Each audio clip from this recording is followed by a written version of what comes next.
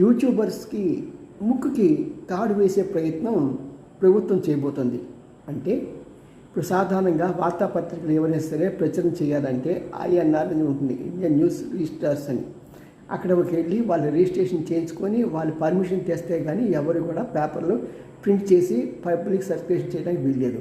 అదేవిధంగా ఇప్పుడు యూట్యూబర్స్ కూడా అంటే కంటెంట్ రైటర్స్ కూడా వాళ్ళు కూడా ఏం చేయాలంటే మీకు ఒక బాడీని ఏర్పాటు చేస్తుంది. ఆ బాడీలో వీళ్ళ గురించి పర్మిషన్ కోసం లెటర్ రాసుకొని పర్మిషన్ పొందితే కానీ యూట్యూబ్లో వాళ్ళు అప్లోడ్ చేయడానికి వీల్లేదు. ఇదేదో పెద్ద పెద్ద లక్షల్లో ఉన్న వాళ్ళకి కాదు, ఓ చిన్న యూట్యూబర్ అయినా సరే ఎవరైనా సరే దానికి ఖచ్చితంగా చేయాల్సిందే.